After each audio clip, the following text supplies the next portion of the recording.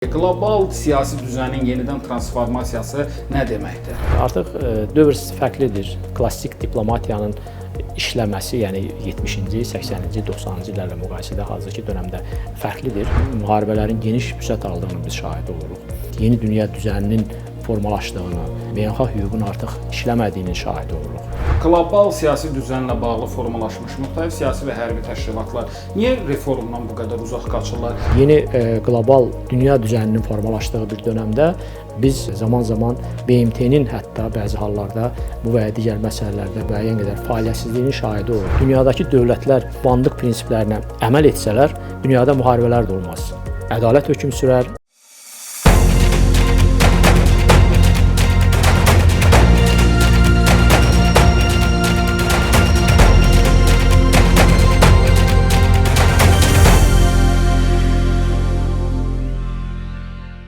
Salam dostlar, Füyuzat televiziyasında mən Tural İsmayılovun təqdimatında arxa plan verilişinin millət vəkilləri ilə olan silsilə buraxılışlarından daha birini izləyirsiniz. Hal-hazırda dünyada yeni siyasi düzənin formalaşması ilə bağlı Think quruluşları, beyin mərkəzləri tərəfindən analitik hesabatlar yayımlanır. Biz ara-sıra müxtəlif müzakirələrimizdə bu mövzuya ayrı-ayrı aspektlərdə toxunmuşuq və bu gün istəyirəm bu məsələni bir daha müzakirə edək, geniş şəkildə bu məsələyə toxunaq ki, hazırki dünya sistemində qlobal siyasi qərarların qəbul edilməsi dünyanın gələcəyinə necə təsir göstərir, hamının tez-tez danışdığı 3-cü dünya müharibəsi riski nə qədər realdır və bu qədər gərgin qlobal siyasi düzəndə Azərbaycanın mövqeləri, Azərbaycanın mövqeyi necə görünür? Bunu geniş və detallı təhlil edəcəyik. Arxa planda mənim qonağım ilk dəfədir bu studiyada qonağımız olur. Millət vəkili Zaur Şükurovdur. Zaur müəllim, xoş gəlmisiniz. Təşəkkür edirəm. Çox sağ olun dəvət üçün Tural müəllim. Həqiqətən də çox bir xoş mühit var burada. Düşünürəm ki, inanıram ki, müzakirələrimizdə çox maraqlı olacaq. Təşəkkür edirəm Zaur müəllim. Birinci sual, Zaur müəllim, doğrudan da tez-tez, yəni siz də görürsünüz ki, qlobal siyasi düzənin yenidən transformasiya olunmağı ilə bağlı fikirlər səslənir və özdə bu təkcə təhlilçilərin fikirləri deyil. Siyasi liderlər, dövlət rəhbərləri, hökumət başçılarının da müxtəlif zamanlarda biz dilindən bu məsələləri eşitmişik. Nə başa düşməliyik? Qlobal siyasi düzənin yenidən transformasiyası nə deməkdir? Tural müəllim, siz də bilirsiniz ki, ümumiyyətlə tarixən dünyada iri oyunçuların, böyük dövlətlərin bu və ya digər bölgələrdə maraqları mövcud olub və həmin bölgələrdə hətta biz xatırlayırıq, məşhur deyimi ki, parçala hökm sür deyimi çox məşhurdur. Yəni bu və ya digər bölgələrdə həmin dövlətlərin, iri dövlətlərin, böyük oyunçuların öz maraqlarını həyata keçirmək üçün müvafiq bir sıra addımlar atıblar. Hətta bəzən bu proseslərdə münaqişələrdən də istifadə edilib. Baxmayaraq ki, bu münaqişələr heç şübhəsiz həmin xalqların bəzən tamamilə bu və ya digər etnik qrupların tarixdən silinməsinə, məhv olmasına gətirib çıxarıb. Amma bunlar nəzərə alınmayıb, yəni öz maraqlarını əsas götürərək münaqişələr, ekoloji problemlər yaradılıb, nüvə sınaqları həyata keçirilib. Biz bunu dəfələrlə bu barədə danışmışıq. İmperialist dövlətlər öz nüvə silahlarını məhz həmin bölgələrdə həyata keçiriblər və bu da həmin ərazilərdə insanların sözsüz ki, sağlamlığına və ekoloji mühitə çox mənfi təsir göstərib və qeyd etdiyim kimi zaman-zaman bu və ya digər bölgələrdə bu kimi siyasət həyata keçirib. İndiki dönəmdən danışıqda artıq müharibələrin geniş vüsət aldığını biz şahid oluruq. Bu nöqteyi nəzərindən də siz qeyd etdiyiniz kimi yeni dünya düzəninin formalaşdığını, beynəlxalq hüququn artıq işləmədiyinin şahidi oluruq. Ərazi bütövlüyü məsələsi artıq arxa plana keçir. Baxmayaraq ki, Azərbaycan dövləti daimi olaraq beynəlxalq hüququn hamılıqla qəbul olunmuş prinsiplərindən nəzərdə tutulan, normalarından nəzərdə tutulan prinsiplər əsasında münaqişələrin həllinin tərəfdarı olub, ədalətə əsaslanmaqla bu kimi münaqişələrin həllinin tərəfdarı olub və torpaqlarımızı da məhz biz Azərbaycan prezidentinin mükəmməl liderliyi, misilsiz baş komandanlığı, heç şübhəsiz şəhidlərimizin, qazilərimizin, əsgər və zabitlərimizin qəhrəmanlığı sayəsində azad etdik. BMT-nin nizamnaməsinin məlum 51-ci maddəsinə əsasən, hansı ki, bu maddədə ehtiva olunur ki, hər bir dövlət ona qarşı təcavüz həyata keçirilərsə öz torpaqlarını azad etmək hüququna malikdir. Bu maddədən istifadə etdik. O cümlədən də BMT-nin məlum 4 qətnaməsi əsasında biz torpaqlarımızı işğaldan azad etdik və bu qətnamələri bir növ BMT-nin Təhlükəsizlik Şurasının qəbul etdiyi bu qətnamələri Azərbaycan dövləti özü həyata keçirtməklə bir növ BMT-nin əsas fəaliyyət funksiyalarının biri olan dünyada sülhün və təhlükəsizliyin qorunması ilə bağlı bu fəaliyyətinə Azərbaycan bir növ töhfə verdi. Amma indiki dünyada biz müşahidə edirik ki, münaqişələr hələ də həll edilməmiş qalır. Yenə də mən deməliyəm onu ki, bu və digər dövlətlərin də bu münaqişələrin həllində bəzən o qədər maraqlı olmamaları, bəzən ikili standartların nümayişi münaqişələrin həllində problem yaradır. Yenə də qayıdıram bizim torpaqlarımızın işğal altında olduğu dönəmdə biz müşahidə edirdik dəfələrlə, istər müxtəlif beynəlxalq təşkilatlar olsun, istər dövlətlər Azərbaycana münasibətdə ikili standartlar sərgiləyirdilər və məhz bu səbəbdən də torpaqlarımızın sülh yolu ilə azad olunması ilə bağlı biz bir müsbət addımın atıldığını görmədik. Minsk qrup, Minsk prosesi və əlaqəli orqanlar məhz bu münaqişənin həlli ilə bağlı mandat əldə etmişdi ki, münaqişə həll olunsun. Amma biz nəyi müşahidə etdik? Bu müddət ərzində sadəcə bir turist kimi bölgəmizə səyahət etdilər və münaqişənin həllində heç bir nəticəyə nail olmadılar. Nəhayət bayaq qeyd etdiyimə qayıdım, Azərbaycan özü bu münaqişəni həll etdi. Amma digər münaqişələri biz müşahidə edirik, hələ də davam edir. Bəzən hətta deyim ki, getdikcə alovlanmaqdadır. Götürək Rusiya-Ukrayna münaqişəsini. Bir müddət öncə Alyaskada Rusiya prezidenti və ABŞ prezidenti ilə görüş baş tutdu və o görüşdən sonra müəyyən müddət bu münaqişənin tezliklə ən azından sülh münaqişədə atəşkəsə nail olunması ümidi yaranmışdı. Amma biz nəyə görürük? Münaqişə yenidən alovlandı və ümidsizlikdir və hər iki tərəfdən münaqişənin həlli ilə bağlı hər hansısa bir addımların atıldığını görürük. Əslində biz Ukraynanın mövqeyini anlayırıq. Ukraynanın ərazisi öz ərazilərini itirib, Rusiyanın nəzarəti altına keçib. Azərbaycan da davamlı olaraq bildiyiniz kimi bunu istər müxtəlif beynəlxalq platformalarda, istər iki tərəfli təmaslar zamanı bəyan edib ki, Azərbaycan Ukraynanın ərazi bütövlüyünü beynəlxalq hüquqa əsaslanmaqla Ukraynanın ərazi bütövlüyünü dəstəkləyir və davamlı olaraq da Azərbaycan bu mövqeyini nümayiş etdirir.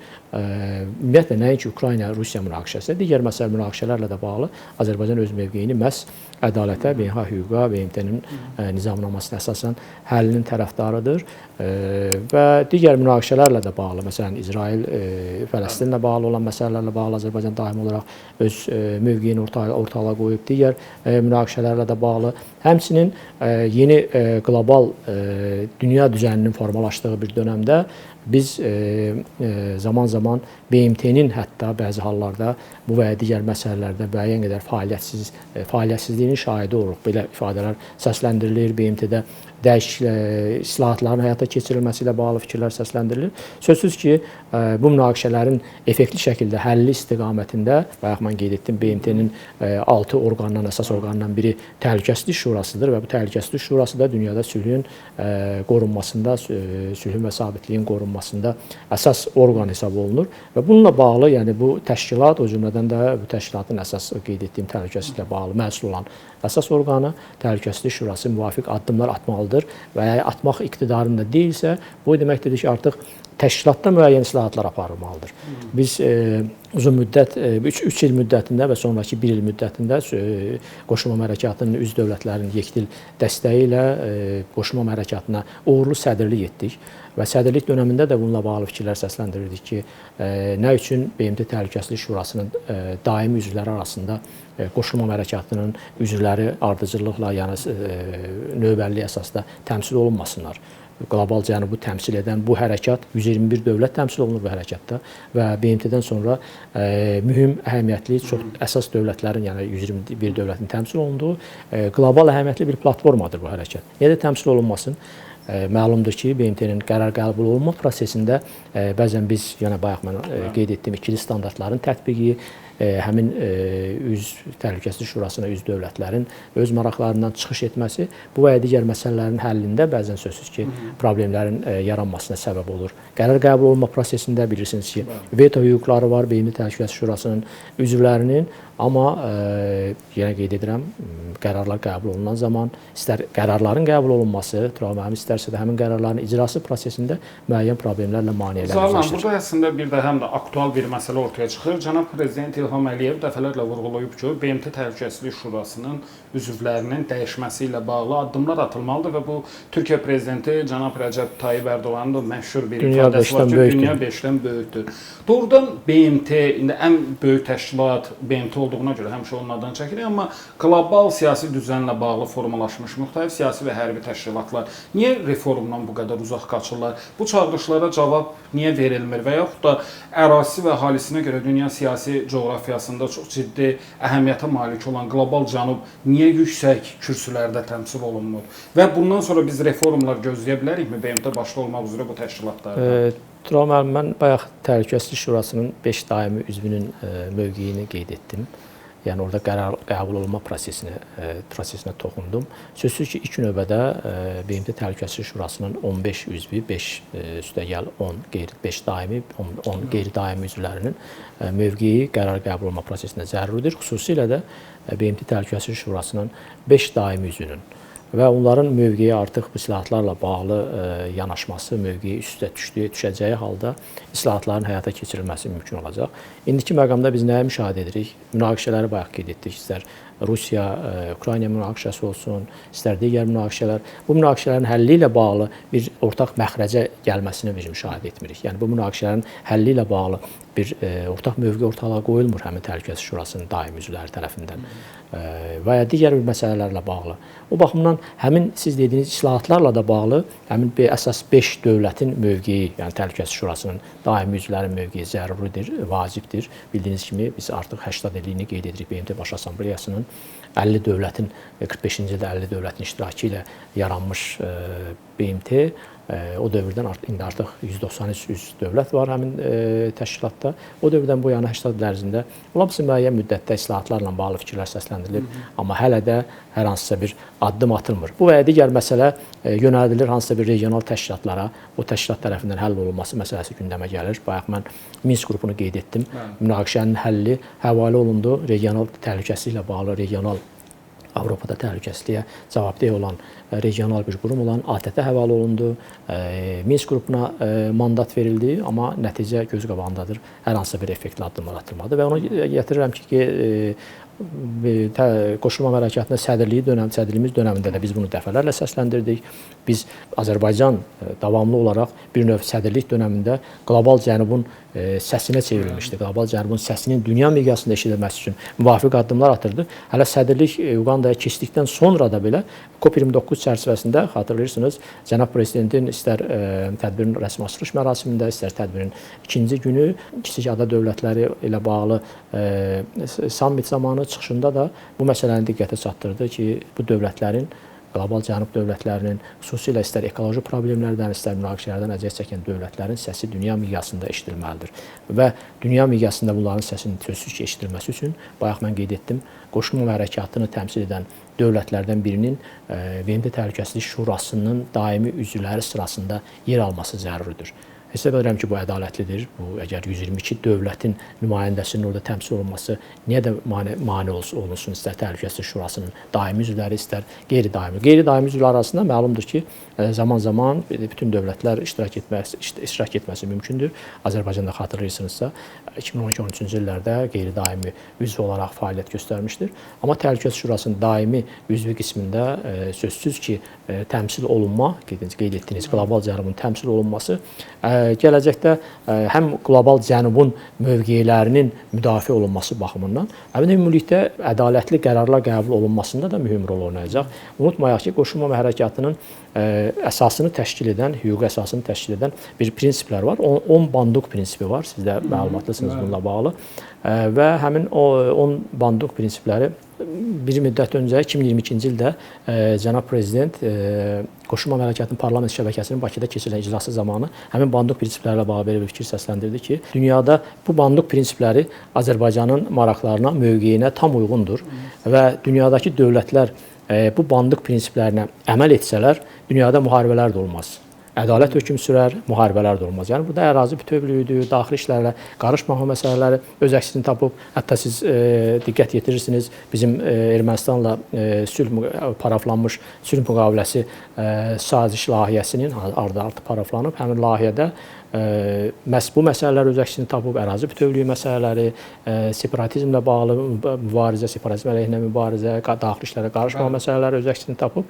Yəni qeyd etdiyim kimi, həmin o qoşulmama hərəkatının əsas baza prinsipləri olan 10 prinsipdə yer almış məsələlərin digər dövlətlər tərəfindən qəbul olunması, öz fəaliyyətində tətbiq etməsi sözsüz ki, ədalətin hökm sürməsinə, müharibələrin olmamasına imkan verərdi və məhz qoşulmama hərəkatının üzvlərindən birinin BMT Təhlükəsizlik Şurasının daimi üzvləri sırasında yer alması da dolayısıyla gəlib bu prosesə müsbət təsir göstərə bilər.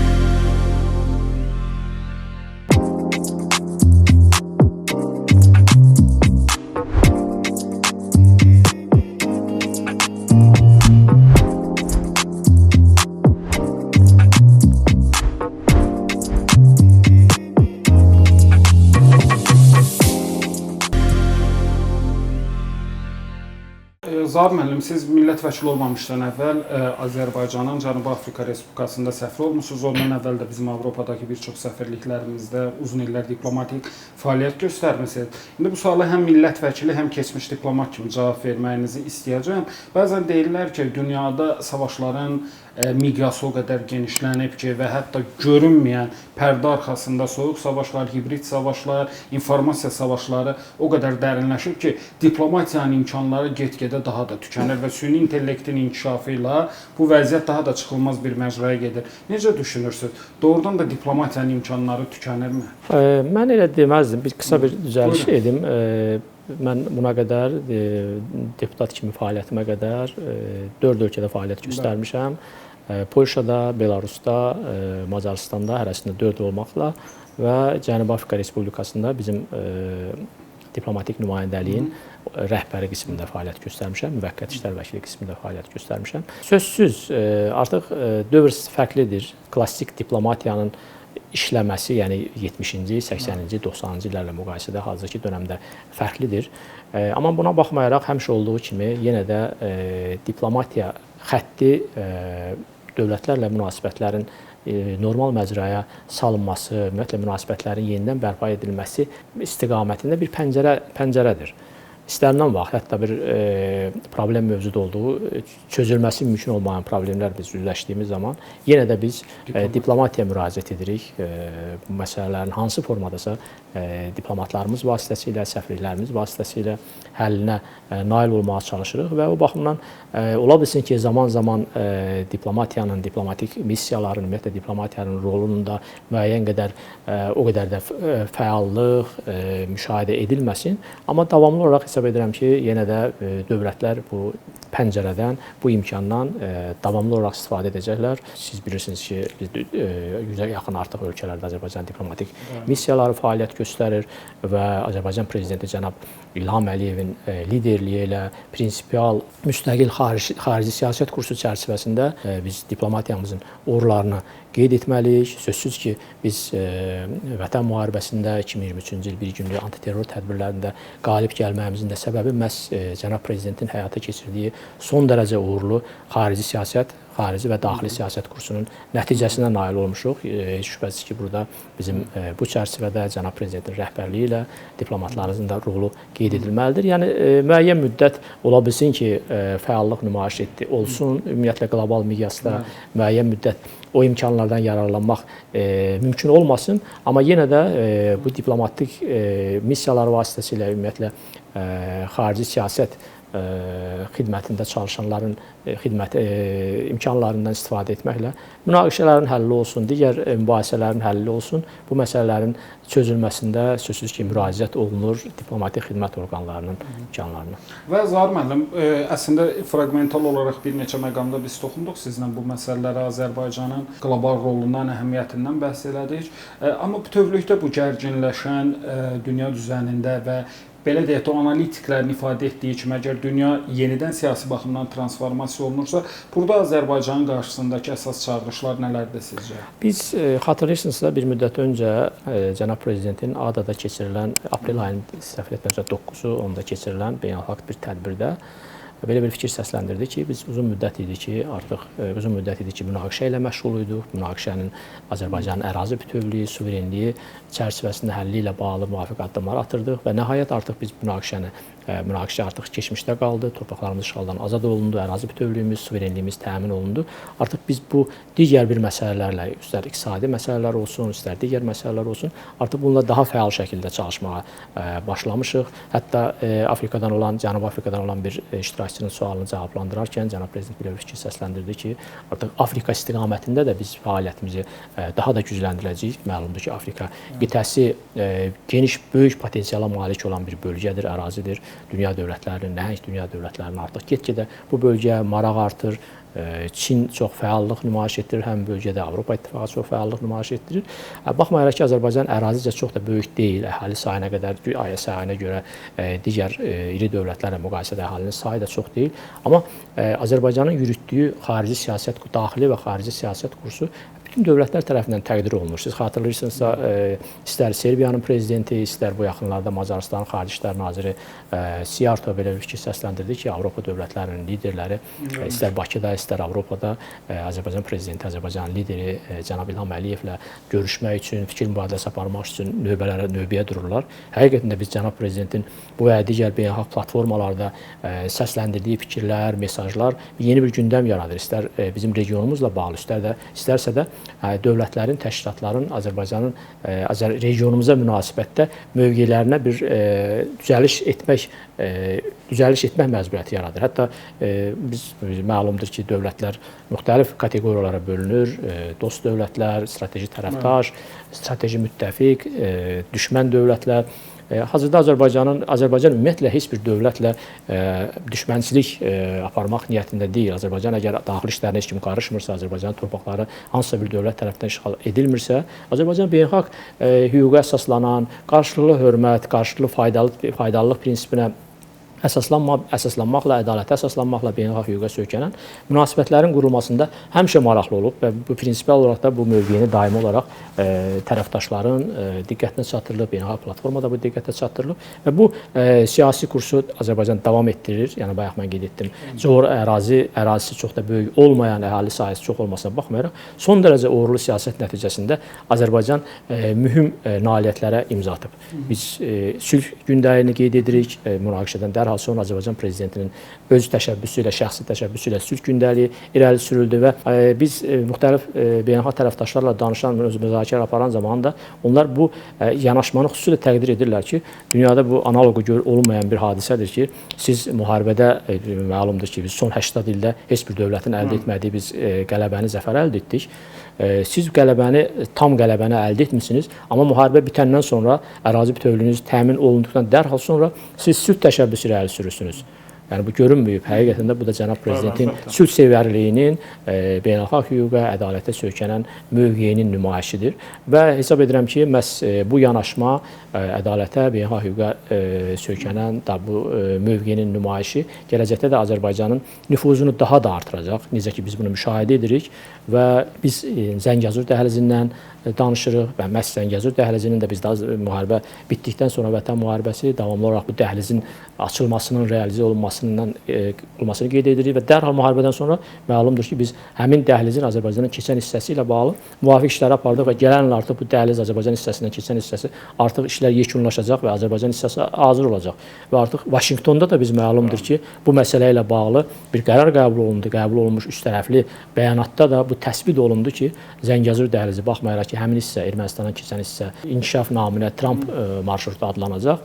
Sülh və inkişaf naminə Tramp dəhlizidir. Faktiki olaraq bu Zəngəzur dəhlizinin bir hissəsi, Ermənistandan keçən hissəsi TRIP adlanacaq. Amma ümumilikdə biz bu dəhlizi Zəngəzur dəhlizi adlandırırıq. Bunu davam edəcək. Azərbaycandan keçən hissəsi, müəyyən hissəsi Naxçıvan ərazisindən keçəcək, Türkiyəyə yönələcək. Yəni bu dəhliz ümumilikdə bundan istifadə etməklə istər Çin, istər Orta Asiya dövlətləri, istərsə Avropa yararlanacaqlar. Bundan əlavə şimaldan gələn yüklərin, nəqliyyatın cənuba yönəlməsindən məhz həmin Zəngəzur dəhlizi üzərindən istifadə ediləcək və cənab prezidentin də biz müraciətini dinlədik. İstər birinci Azərbaycanda keçirilən birinci investisiya forumu ilə bağlı müraciəti, istərsə də Nyu-Yorkda keçirilən 6-cı Xəzər Biznes Forumunda iştirakçılara müraciətini diqqətlə izlədik və orada da qeyd edilir, istər Azərbaycana investisiya, sərmayə baxımından mühüm addımlar atıldığı qeyd olunur. 2004-2024-cü il ərzində 350 milyard dollara yaxın investisiya yatırılıb Azərbaycan iqtisadiyyatına və bunun da 200 milyarddan çoxu